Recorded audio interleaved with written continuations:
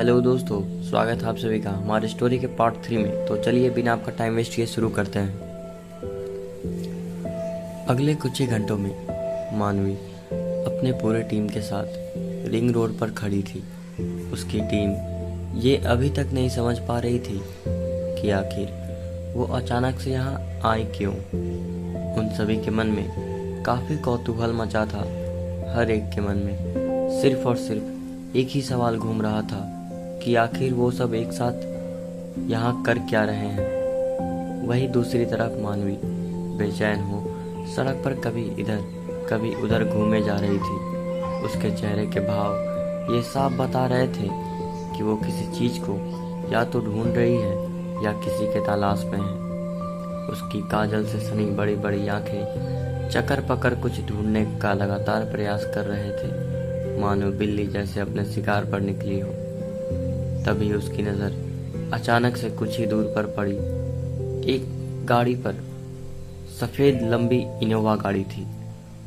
उस गाड़ी से कुछ ही दूर पर तकरीबन 35 साल या उससे भी कम उम्र की एक महिला, एक लंबा कोट पहने, पैरों में बूट और हाथों में एक छोटा सा हैंड पर्स लिए एक नौजवान शख्स के साथ खड़ी थी, जिसका हुलिया देखकर कोई भी आसानी से भाप सकता था कि वो शख्स पेशे से एक वकील है, क्योंकि उसने काले कोट और उस पर सफ़ेद शर्ट और काली पैंट पहन रखे थे। उसके हाथों में कुछ फाइल्स थे और वो आदमी उस महिला से किसी बात पर जोर जबरदस्ती कर अपनी बात मनवाने की जैसे कोशिश कर रहा था, मगर उसकी कोशिश हर बार मानो नाकाम साबित हो रही हो, क्योंकि वो महिला किसी बात को लेकर लगातार अपने सामने खड़े शख्स पर झिड़क रही थी। उसके चेहरे पर झुंझलाहट साफ साफ नजर आ रही थी। उनसे कुछ ही दूरी पर खड़ी मानवी ये सब कुछ चुपचाप देख रही थी। उसने जल्दी से अपने जेब से सेलफोन निकाला और थोड़ी देर पहले आए व्हाट्सएप मैसेज पे आई फोटो को वो उस सामने खड़ी महिला से मिलाते हुए बोली, ओह तो वो ये है। उसकी चढ़ी हुई भौहें ये साफ बता रही थी कि मानो शिकारी का शिकार पूरा हुआ। इतना बोलते हुए उसने अपनी बाकी की टीम को इशारे से वहीं रुकने को कहकर वो उस ओर बढ़ गई। दोपहर का पहर होने की वजह से सड़क पर अच्छी खासी भीड़ भाड़ देखी जा सकती थी। अपने तेज कदमों से चलकर कुछ ही देर में मानवी उन दोनों को बेहद करीब पहुंच गई। उसने धीरे से मन ही मन बुदबुदाया, लगता है मैं जिसकी तलाश में थी वो मुझे मिल गई है। इतना कहते हुए मानवी ने उस महिला के कंधे पर अपना बायां हाथ पीछे से रखने की सोची ही थी कि वो उस महिला की त्योरियां सुनते ही रुक गई। वो महिला अभी भी अपने दांत पीसते हुए उस शख्स से बोल रही थी, मुझे तो लगता है मैंने जल्दबाजी में गलत बंदा हायर कर लिया, तुम तो इसके लायक ही नहीं हो। इतना कह वो ज्वाला की तरह भड़क रही थी। मानवी के कुछ सोचते हुए अपना बायां हाथ एक बार फिर से उठाया और इस बार उसने महिला के कंधे पर सख्ती से अपना हाथ रखते हुए कहा, ओहो इतना गुस्सा भी ठीक नहीं है। वो महिला जो अब तक उस सामने खड़े वकील के खरी खोटी सुनाई जा रही थी, अचानक से एक स्पर्श से भयभीत हो वो कुछ सेकंड की शक पकाकर धीरे से पीछे मुड़ी। उसने बिना वक्त गवाए तेज चीखती आवाज में बोली, हु आर यू, कौन हो तुम, इतनी हिम्मत कि मुझे हाथ लगाया। उस महिला के चेहरे के भाव देखने से ये साफ जाहिर हो रहा था कि उसका गुस्सा अब और भी विस्फोट करने वाला है। उसने अपनी भौहें उचकाते हुए एक बार और इशारा किया। ये देख मानवी के चेहरे पर हवाइयाँ उड़ने के बजाय उसके चेहरे पर एक हल्की मुस्कान तैर गई। मानवी मुस्कुराते हुए लहजे में बोली, इतनी भी क्या जल्दी है मिसेस जोशी। मानवी का इतना कहना कि वो महिला मानवी की तरफ पूरी तरह से घूम गई और दांत पीसते हुए बोली, आखिर तुम मुझे कैसे जानती हो। उस महिला ने लगभग ये बात खींचते हुए कहा। ये सुन मानवी को गुस्सा नहीं बल्कि और भी मानो जोश आ गया हो। वैसे तो उसे किसी की थ्योरियाँ सुनने बिल्कुल पसंद नहीं, मगर फिर भी वो अपने काम के वक्त हर बात को पी लिया करती थी। उसने कहा, आपको कौन नहीं जानता मिसेस जोशी। मानवी ने एक तंज भरे लहजे में मुस्कुराते हुए कहा, देखो, मुझे पहेलियाँ बुझाने वाली पसंद नहीं। उस महिला ने अपनी छबीली नुकीले दांतों को पीसते हुए कहा, मुझे तो लगा था मैं आपको ढूंढ रही थी। शायद आपको भी मुझसे मिलने की आस हो, मगर ये क्या, यहाँ तो पासा ही उल्टा हो गया। उसने ये बात इस कदर कही मानो दोनों एक लब से अरसे के बाद दो खाई हुई बहनें जैसे मिली हुई। आप तो मुझे जानती तक नहीं, इनफैक्ट मुझे पहचानती तक नहीं। मानवी का ये जवाब सुन वो महिला कुछ देर के लिए खुद में उलझ गई हो और किसी गहराई में जाकर ढूंढ रही हो कि आखिर ये मुझे कैसे जानती है। मानवी उस महिला के चेहरे को अच्छी तरह पढ़ पा रही थी। आखिर पढ़ भी क्यों ना पाती, वो एक पेशे से ऑफिसर जो थी। मानवी ने अपनी बात को जारी करते हुए आगे कहा, वैसे मैं भी कम बुद्धि नहीं हूँ। आप जैसी पढ़ी लिखी हायर कंपनी को संभालने वाली मुझ जैसे आम इंसान को कैसे पहचानूंगी, जब तक मैं आपको अपना परिचय खुद से ना दूं। उसने यह कहते हुए लगभग अपने जेब से अपनी आइडेंटिटी निकालते हुए उस महिला के नज़रों के सामने दिखाते हुए कहा, कुछ याद आया मिसेस जोशी। उसके आइडेंटिटी को देखते ही उस महिला के चेहरे पर जोश के भाव कहीं गुम हो गए। उसके कान ना जाने क्यों अचानक से लाल हो गए। उसने मानवी को घूरते हुए कहा, तुम्हें क्या चाहिए मुझसे। मानवी को यह सुनकर हंसी छूट पड़ी। उसने बड़ी ही चालाकी से अपनी बात को आगे बढ़ाते हुए कहा, बीते रात ही आपकी चैटिंग मुझसे हुई थी, वो भी याद है या याद दिलाऊं। खैर छोड़िए, आप एक व्यस्त पर्सनालिटी है, मैं ही बता देती हूँ। कल रात हमारी चैटिंग लिंक्डइन पे हुई थी, जिसमें आपने बातों ही बातों में अपनी कंपनी की काफ़ी इम्प्रूवमेंट के बारे में अच्छी खासी जानकारी दी थी। आपने तो ये भी बताया था कि कैसे आपकी कंपनी किसी बड़ी कंपनी से हायर होती है। इतना ही नहीं, आपने खुद मुझे भी इस कंपनी में काम करने के लिए हायर भी कर दिया था। मगर क्या है ना मिसेस जोशी, आप अपने नाम के मुताबिक जोश में तो रहती हैं, मगर उस जोश में आप ये भूल जाती हैं कि सामने वाला व्यक्ति आखिर है कौन। मानवी कुछ आगे बोलती कि उसके पहले ही उस महिला ने उसके बात को काटते हुए कहा, ओह, तो वो तुम हो, एक फेक आईडी वाली लड़की। क्योंकि कल तुमने मुझे किसी बड़ी कंपनी का नाम बताकर मुझसे कंपनी में शेयर लेने की बात की थी, और अब ये। उसने मानवी की आईडी कार्ड के ओर इशारा करते हुए कहा, अभी और कितनी फेक आईडी रखी है तुमने। उस महिला के बातों में एक तंज भरा कसैला जवाब था, लेकिन मानवी कहाँ चुप रहने वाली थी। वो बिना हिचकिचाते हुए अपने उसी जोश भरे मुस्कान के साथ बोली, दरअसल मिसेस जोशी, ये मेरी सही आईडी है और यही मेरी असली पहचान। इस समय मानवी के बोलने के लहजे से ये साफ जाहिर हो रहा था कि उसे अपने आइडेंटिटी पर उठे सवाल पर बुरा लगा, लेकिन उसने अपने बात को आराम से कहते हुए पूरी की। उसके श्योरनेस को देखते हुए उस महिला ने अपने पास खड़े वकील को पीछे मुड़कर वहां से जाने का इशारा किया। अपने हाथ में थामे कागज को उसने आहिस्ता से अपने पर्स में रख लिया। अब सब मानवी बड़ी ही गौर से देख रही थी। तभी वो महिला मानवी की ओर मुड़कर बोली, क्या काम है तुम्हें मुझसे। इन सब में भले ही काफ़ी शक्ति रही हो, लेकिन मानवी भी तो यही चाहती थी कि एक बार उन दोनों की मुलाकात जरूर हो, मगर ऐसी मुलाकात उसने सपने में भी नहीं सोची थी। मानवी ने तंज भरे मुस्कान के साथ कहा, काम में क्या रखा है गालिब, पहचान तो एक नाचीज नाम से होती है। उसका ये शायराना अंदाज मिसेस जोशी को और भी ज़्यादा गुस्सा दिला रहा था, जिसका असर उनके चेहरे पर साफ साफ देखा जा सकता था। लेकिन उन्होंने भी खुद को शांत करते हुए एक शायरी भरे लहजे में मानवी का जवाब देते हुए कहा, बड़ी बखूबी से फंसाया करती हो। आखिर कौन हो तुम जो इतना इतराया करती हो?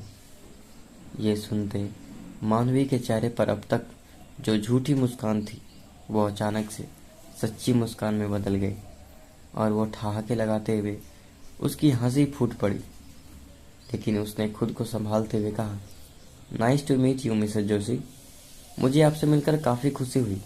माई सेल्फ इन्वेस्टिगेशन ऑफिसर मानवी सक्सेना। किसी केस के सिलसिले में मैं यहाँ लखनऊ आई हूँ। आपके केस की चर्चा काफ़ी सुनी है। उसी डिटेल्स से मैं भी आपको थोड़ा बहुत जानती हूँ। उम्मीद है कि हम जल्दी ही फिर मिलेंगे। इतना कहते हुए मानवी ने अपना हाथ मिसेस जोशी की ओर बढ़ा दिया। अब तक जो मिसेस जोशी गुस्सा थी वो मानवी को प्रोफेशनल अंदाज में इस चुलबुलेपन को देख अपनी हंसी रोक नहीं पाई और अपना हाथ मानवी की ओर बढ़ाते हुए बोली, ये लखनऊ है जनाब, यहाँ अच्छे अच्छे शायर हो जाते हैं। My self Mrs Divya Raina Joshi. वैसे मुझे नहीं लगता कि तुम्हें कुछ बताने की ज़रूरत है, मगर तुम्हें कभी मेरी ज़रूरत पड़े तो ज़रूर मुलाकात करना, जब तक यहाँ पर हो। इतना कहते हुए वो अपने बैग से अपना विजिटिंग कार्ड निकाल मानवी की ओर बढ़ाते हुए बोली, कभी मिलो कॉफ़ी पे, खूब चर्चा होगी। इतना कह वो वहाँ से जाने के लिए आगे बढ़ी। मानवी ने बिना समय गवाए तपाक से कहा, दिव्या रैना जोशी, काफ़ी बड़ा नाम है ना? मेरा मतलब इतना बड़ा नाम आप कैसे मैनेज करती हैं? उसने मिसेस जोशी से यह जानने की उत्सुकता जाहिर की, लेकिन उसने तुरंत ही गाड़ी के यू टर्न करके अपने बात को घुमाते हुए अंदाज में कहा, मैं तो अपने नाम को और भी छोटा करने की सोचती हूँ। I can not manage.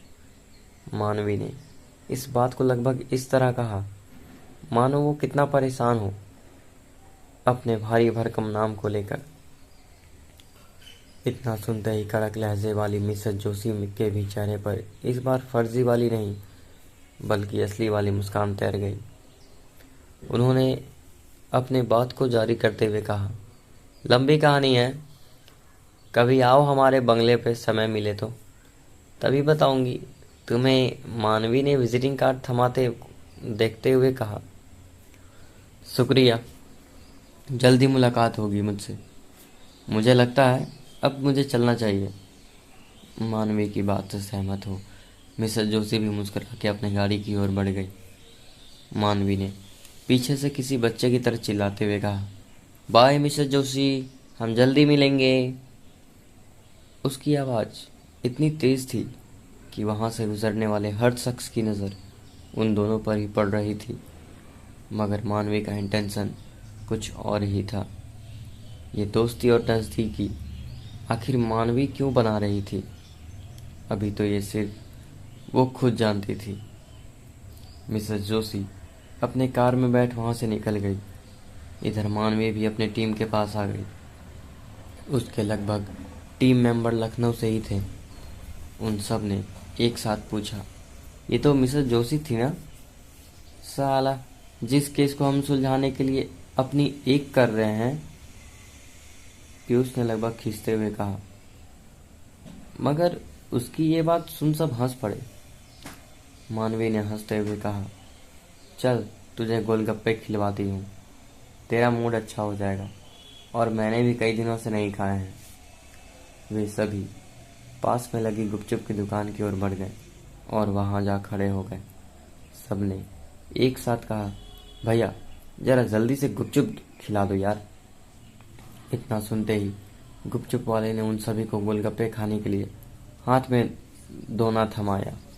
उन सभी ने अपनी अपनी पोजीशन ली और कतार में खड़े होकर गोलगप्पे खाने लगे। मानवी ने अपने पास में खड़ी आयुषी से कहा, तूने देखा मिसेस जोशी को?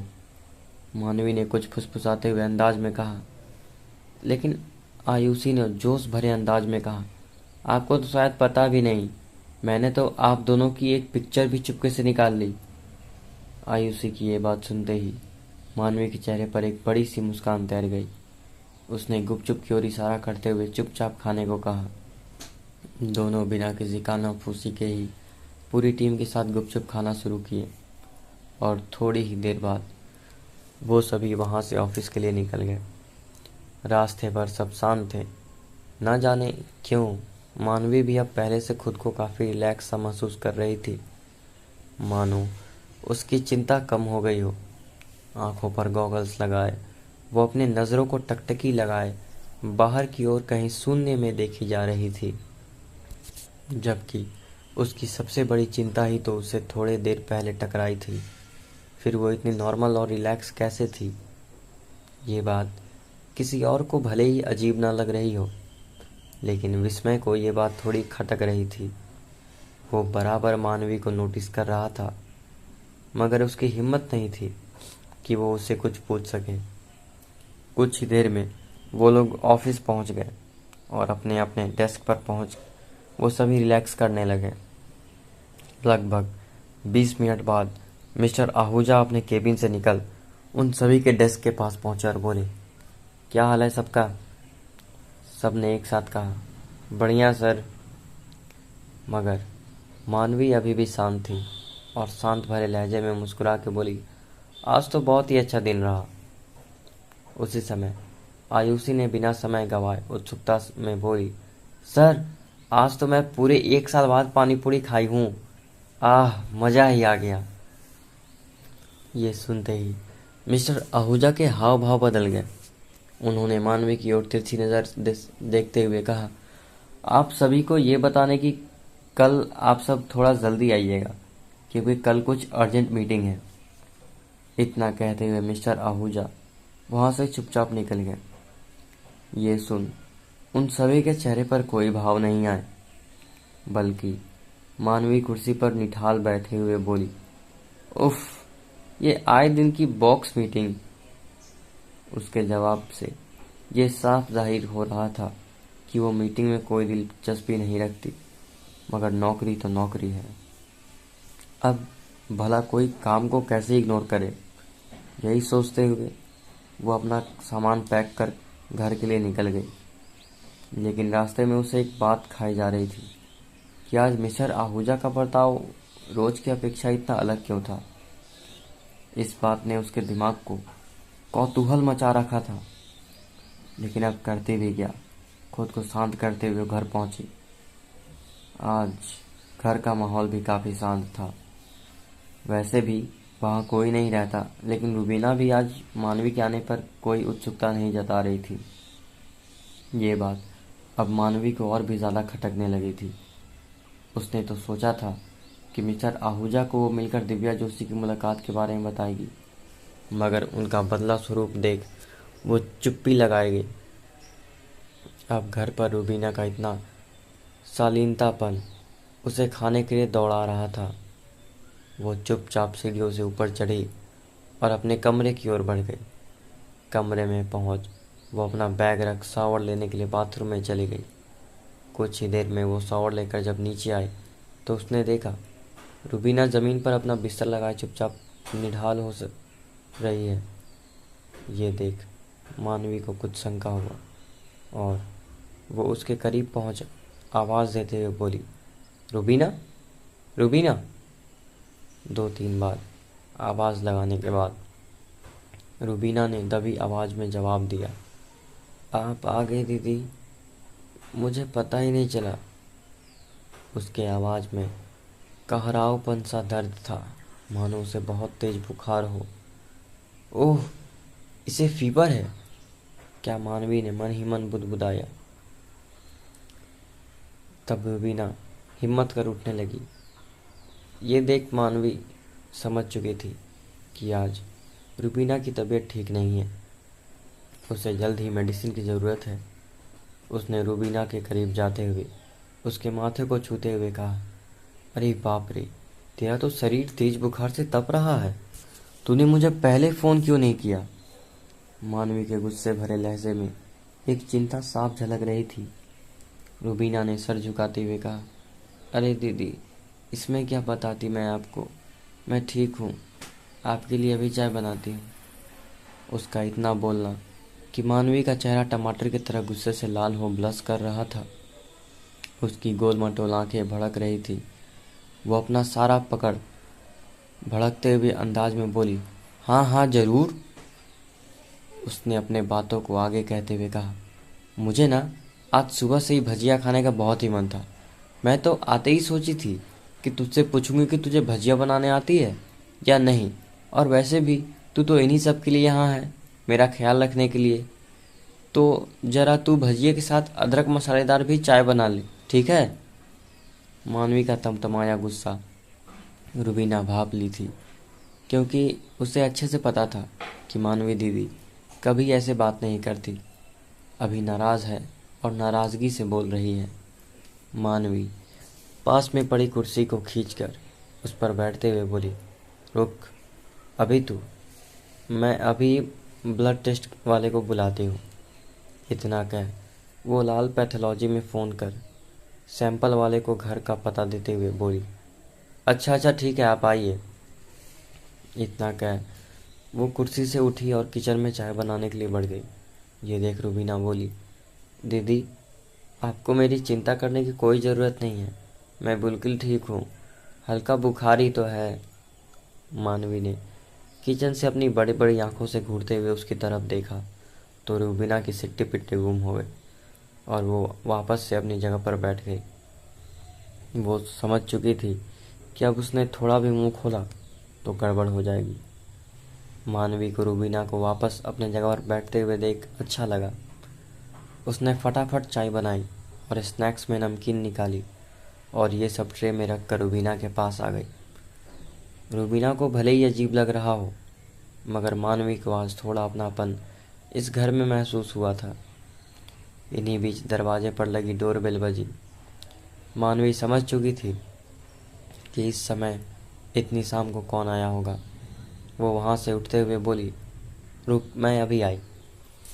दरवाज़ा खोलते मानवी ने कहा, आइए भैया। इतना कह वो दरवाजे से मुड़ी और फिर सीधा अंदर आ गई।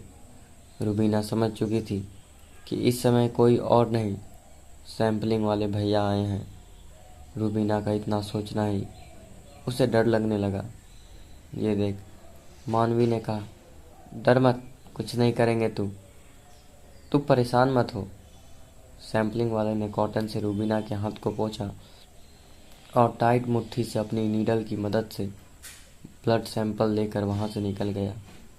मानवी अब पहले से काफ़ी बेहतर और सुकून महसूस कर रही थी, क्योंकि रुबीना की जांच होने के लिए ब्लड सैंपलिंग हो गया था। वो यही अब सोचते सोचते वापस से किचन में आ गई और खाना बनाने की तैयारी करने लगी। रुबीना मानवी को किचन में देख काफ़ी ज़्यादा परेशान थी, क्योंकि उसके महीनों की पगार इतनी नहीं थी कि वो अपना खर्च संभाल पाए। इसी बात को सोचकर उसने मानवी से कहा, दीदी आप क्यों इतना परेशान हुई, मैं ठीक हो जाती। रुबीना की आवाज़ में एक दर्द था। ये सब मानवी रुबीना के पास आकर बोली, चुपचाप तू रह, जब तक तेरी ये दीदी यहाँ है। मानवी ने अपनी बड़ी बड़ी आंखें घुमाते हुए कहा, और हाँ, ये कोई महानता नहीं कि तू बीमार है और इलाज ना करवाए। तुझे पता है लापरवाही कभी कभी हमें बड़ी परेशानी में डाल देती है। ये कहते हुए उसने आलू प्याज उठाए और उसे वो काटने बैठ गई। ये सुनते रुबीना की आंखें नम हो गई और उसने नज़रें झुका ली, जिसे मानवी ना पढ़ सके और ना आगे बोली। मेरी पगार से सिर्फ मैं ही नहीं, मेरा पूरा परिवार भी जीता है। पिता का साया ना होने से हम बहनें परेशान रहते हैं। इतना सुनते ही मानवी के चेहरे पर हवाइयाँ उड़ गई। उसने परेशानी के भाव से कहा, तेरे घर में और कौन कौन है? ये पूछते हुए मानवी ने अपनी बात आगे जारी करते हुए कहा, मैं इतनी व्यस्त हूँ खुद में कि कभी तेरे साथ बातें हुई ही नहीं, ठीक से कि कुछ पता तो मुझे। रुबीना ने शांत भरे लहजे में कहा, दीदी मैं और मेरी 3 बहनें हैं और एक छोटा भाई। अब्बू का साया बहुत पहले ही छूट गया था, उन्हें दमा की बीमारी थी। पैसे ना होने की वजह से उनका इलाज ना हो सका और एक दिन वो अल्लाह को प्यारे हो गए। ये कहते हुए उसका गला भर आया। उसकी आंखों से आंसू और गले से सिसकियां निकल रही थी। कुछ देर रुक उसने खुद को संभालते हुए अपनी बात आगे कही। अब्बू के मरने के बाद परिवार वालों ने हमें घर से बेघर कर दिया। अब ना तो अब्बू का साया था, ना ही सर पर रहने के लिए छत। इन सभी परिस्थिति से जूझने के लिए अम्मी ने कपड़े सिलना शुरू किया, मगर कुछ लोग ढेरों सिलवाते और उनमें कुछ ना कुछ कमी बताकर पैसे ना देते। ऐसे लोग की संख्या ज़्यादा थी। कुछ लोग हमें राशन भी दे जाया करते। किसी तरह अम्मी ने हमें बड़ा कर दिया, लेकिन उनकी आंखें दिन पर दिन निढल होकर कमज़ोर हो गई। मगर परिस्थिति जस की तस रही। मगर अम्मी हार नहीं मानती। वो सिलाई आज भी करती है, मगर आज के फैशन डिज़ाइनर जैसे कपड़े नहीं सिल पाती, तो उतनी आमदनी भी नहीं हो पाती। कुछ रुककर उसने आगे कहा, 2 बहनें हैं, वो भी माँ का तुरपाई और सिलाई में हाथ बटाती हैं। भाई अभी बहुत छोटा है, इसलिए वो सड़क के किनारे जूता पॉलिश करता है। इन्हीं सबसे हमारा घर किसी तरह चलता है। यहाँ मेरी पगार 5,000 है। इतना तो आज के वक्त में पता ही नहीं चलता। इसीलिए मैं सोचती हूँ कि क्यों ना मैं पढ़ लिख कर थोड़ी अच्छी नौकरी करूँ। मगर निराशा ही हाथ में आती है। समझ नहीं आता दीदी कि सब कैसे होगा। इतना कहते हुए रूबीना लगभग रो ही पड़ी। मैं कुछ नहीं कर पा रही दीदी, कुछ भी नहीं। रूबीना लगभग फपक फपक कर रो पड़ी। उसका मन अब तक बीते दिनों को याद करके भारी हुए जा रहा था। एक साधारण सी लड़की के अंदर इतना तूफान था, ये मानवी ने सोचा भी नहीं था। रूबीना की आंखों में इस पल दर्द साफ झलक रहा था। ये देख मानवी की आंखें नम पड़ गई। उसके आंखों के आगे एक दर्द भरा बचपन घूम रहा था। उसके परिवार का संघर्ष, माँ की मेहनत और कम पैसों की बीती हुई जिंदगी का हर हिस्सा, उससे जुड़ी हर खुशियाँ, घर से बेघर तक का सफ़र बेहद दर्दनाक था। मानवी की आंखें नम पड़ गई। तभी जेब में पड़े फ़ोन की एक तेज कंपन भरी आवाज़ में उसे गहरी नींद से जगा दिया। उसने हड़बड़ाए हुए अंदाज में फ़ोन निकाला। स्क्रीन पर माँ का नाम फ्लैश हो रहा था। खुद को संभालते हुए मानवी ने फ़ोन उठाया। हेलो। हाँ माँ, कैसी हो आप? मैं ठीक हूँ बेटा, तू कैसी है? तूने कुछ खाया सुबह से या हवा खा के ही घूम रही है? उषा जी के बातों में एक फिक्र और तंज साफ जाहिर हो रहा था। उषा जी, इस तंज भरे लहजे को मानवी ने भाप लिया था। ये तंज नहीं, प्यार है, जो हर किसी के नसीब में नहीं मिलता। मानवी की चुप्पी अब और माँ को परेशान नहीं करना चाहती थी। उसने चुलबुले अंदाज में कहा, बड़ी बेदर्दी सा हाल है, ना भूख लगती है ना चैन। अच्छा अच्छा, उषा जी ने लगभग खींचते हुए अंदाज में कहा, तो ये मैं मान लूं कि मेरी बेटी को कोई बुद्धू मिल गया है? क्या माँ, आप ना, मैं फ़ोन रख दूंगी, समझ लो, दोबारा ऐसी बात की तो। मानवी ने लगभग झुंझलाकर कहा। अच्छा, और कुछ मेरे आका? उषा जी ने चुटकी लेते अंदाज में कहा। माँ के ये चुटीला अंदाज मानवी के चेहरे पर एक बड़ी सी मुस्कान ला दिया।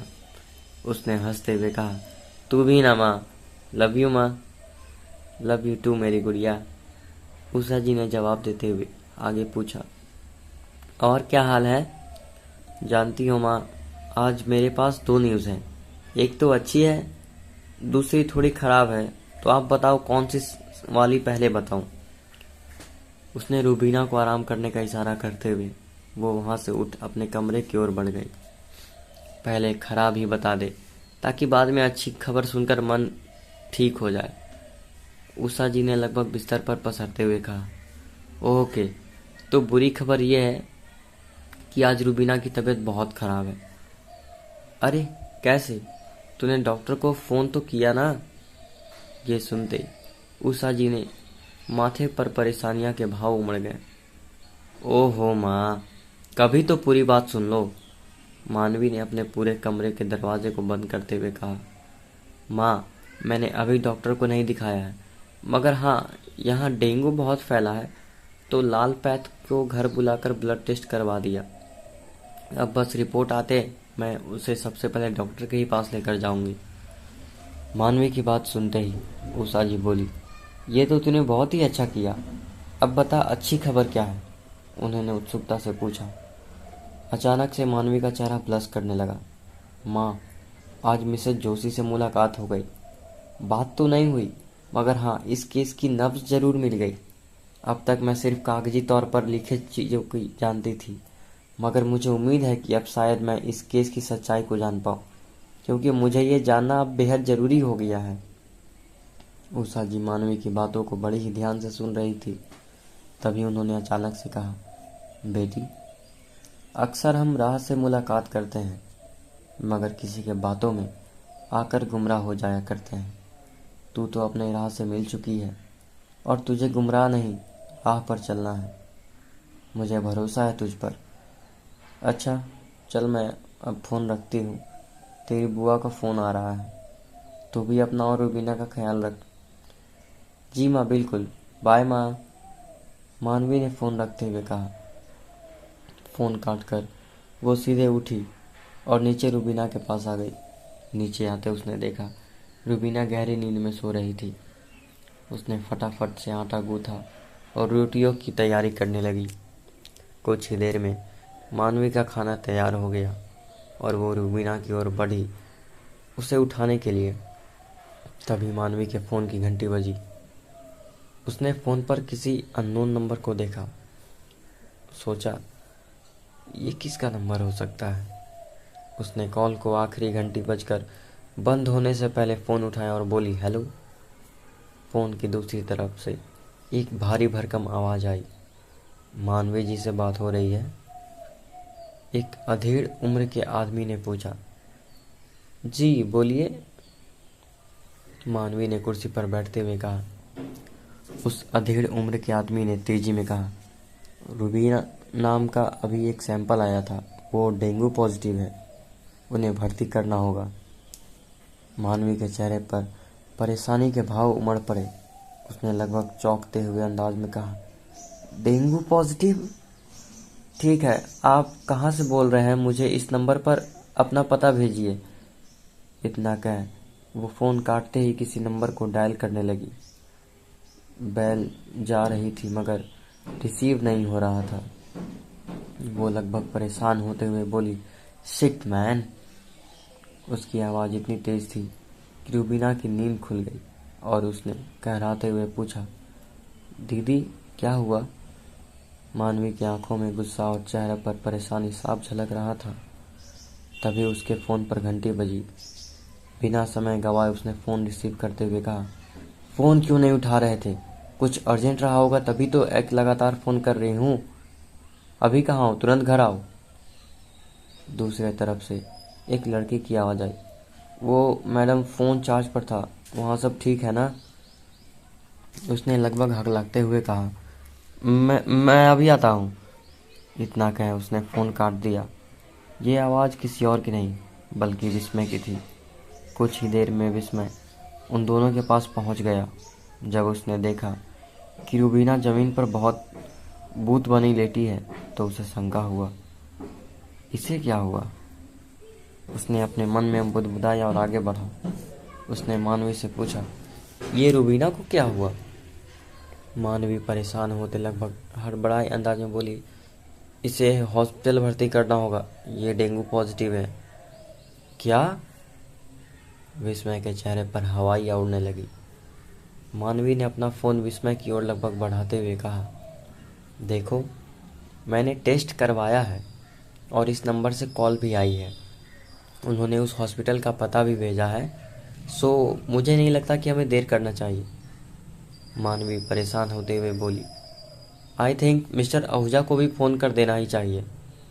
ये कहते हुए उसने मिस्टर आहूजा को कॉल लगाया, लेकिन 2 बार पूरी घंटी बजने के बाद भी फ़ोन का जवाब ना मिला तो मानवी को गुस्सा आ गया। दोनों उस कार में बिठा सिटी हॉस्पिटल निकल गए। इन्हीं सब में 2 घंटे कब बीत गए उन दोनों को पता ही नहीं चला। मानवी हॉस्पिटल के सारे फॉर्मेलिटी कर बाहर लगी कुर्सी पर जा बैठी। तभी उसके फ़ोन की घंटी बजी। मानवी ने फ़ोन के स्क्रीन पर देखा तो मिस्टर आहूजा का फ़ोन था। उसने एक लंबी गहरी सांस लेते हुए कहा, बड़ी जल्दी फ़ोन कर दिया, और मन ही मन बड़बड़ाते हुए फ़ोन उठाया। Hello mister Ahuja. दूसरे तरफ से मिस्टर आहूजा ने बड़े ही आराम से कहा, मानवी तुमने फ़ोन किया था, मैंने अभी देखा। तुम्हारी 5 मिस कॉल देखकर सब ठीक है ना? मानवी ने मुंह बनाते हुए कहा, ठीक ही तो नहीं है, यहाँ रुबीना डेंगू पॉजिटिव है। मिस्टर आहूजा के मुंह से लगभग चीख निकलते हुए बोली, क्या? मानवी ने अपनी आंखें नचाते हुए कहा, मैंने उसे हॉस्पिटल में भर्ती कर दिया है और बाकी फॉर्मेलिटी भी पूरी कर दी है। आप चाहे तो मिलने आ सकते हैं या सुबह आए। मिस्टर आहूजा ने घड़ी की ओर देखा तो वो लगभग परेशान होते हुए बोले, मानवी तुम परेशान मत हो, मैं अभी उसके घर वालों को बताता हूँ ताकि वो सभी उसका ख्याल रखें। बाकी कल तुम्हारी एक अर्जेंट मीटिंग है। आई थिंक तुम्हें घर जाने की ज़रूरत है, क्योंकि तुम एक अच्छी इंसान के साथ एक अच्छी ऑफिसर भी हो और तुम्हें अपने वक्त पर पहुंचना होगा। मैं विस्मय को बोल देता हूँ वो तुम्हें घर छोड़ दे। बाकी रुबीना की चिंता तुम मत करो, मैं तुरंत उसके परिवार वालों को ये सूचित कर देता हूँ। मानवी को अंदर ही अंदर गुस्सा आ रहा था, मगर वो करती भी क्या। उसने डॉक्टर का फ़ोन नंबर लिया, रुबीना के पास चली गई। रुबीना अभी भी भूत बुखार से तप रही थी। उसने उसके सर पर हाथ फेरते हुए कहा, तू परेशान ना हो, मैं सुबह होते तेरे पास आऊँगी। बाकी तेरे घर से भी कोई आ जाएगा, मैं एक अर्जेंट काम से घर निकल रही हूँ। उसने अपनी आंखों को बंद कर भगवान से उसकी रक्षा करने को कहा। वहाँ से विस्मय के साथ निकल पड़ी। घर पहुँच वो बुझे मन से किचन में गई और खाना समेट कर किचन में रखी फ्रिज में खाना रख दिया। वापस अपने कमरे में चली गई। उसका मन बहुत बेचैन था। वो कपड़े बदलकर सीधा खिड़की के पास आ खड़ी हो गई और चंद्रमा की दूरी को भांपने लगी। उसने मुस्कुराकर कहा, दूरी, अच्छी खासी दूरी, चाहे वो किसी रिश्ते में हो या किसी दूर वाली जगह में। कुछ पल गुमसुम खड़े हो वो चंद्रमा की ओर घूरती रही और फिर बिस्तर पर आ चुपचाप लेट गई। उसके मन में हजारों बातें उमड़ रही थी। इन्हीं बीच उसकी आंखें लग गई और सीधे सुबह खुली। वो हड़बड़ाए हुए उठी और सीधा तैयार हो हॉस्पिटल निकल गई। हॉस्पिटल पहुंच उसने देखा रुबीना अभी भी सो रही थी। उसके बिस्तर के पास एक महिला बैठी हुई थी। उसने उस महिला की नज़दीकियां को देख ये समझ लिया था कि वो ज़रूर रुबीना की माँ ही होंगी, लेकिन उसने श्योर करने के लिए पूछा, आप कौन हैं? मानवी ने कड़क लहजे में पूछा। वो महिला लगभग हड़बड़ाए अंदाज में उठ खड़ी हुई और बोली, ये मेरी बिटिया है, हम रुबीना की अम्मी। मानवी के चेहरे पर हल्की सी मुस्कान तैर गई। उसने सर झुकाते हुए कहा, नमस्ते आंटी, मैं मानवी सक्सेना। उन्होंने हाथ जोड़ कहा, शुक्रिया मैडम, हमें तो आधी रात को मालूम हुआ। यहाँ आने पर डॉक्टर ने बताया कि बिटिया सही समय पर आ गई, नहीं तो उसका प्लेटलेट्स और भी गिर जाता। मानवी ने उनके हाथ को थामते हुए कहा, प्लीज़ आंटी, ऐसा मत करिए। रुबीना मेरी भी छोटी बहन जैसी है, फिर हम साथ साथ रहते हैं तो ये मेरा फ़र्ज़ था। उसने बात को पूरा करते हुए कहा, अच्छा ये टिफ़िन है, आप और रुबीना कुछ खा लीजिएगा, अभी मुझे ऑफिस के लिए देर हो रही है, चलती हूँ। इतना कह वो वहाँ से ऑटो कर ऑफिस की ओर निकल पड़ी। तो दोस्तों, स्टोरी के आगे क्या होगा रुबीना के साथ और क्या होगा उस मीटिंग में, तो जानने के लिए स्टोरी की नेक्स्ट पार्ट ज़रूर सुनें। धन्यवाद।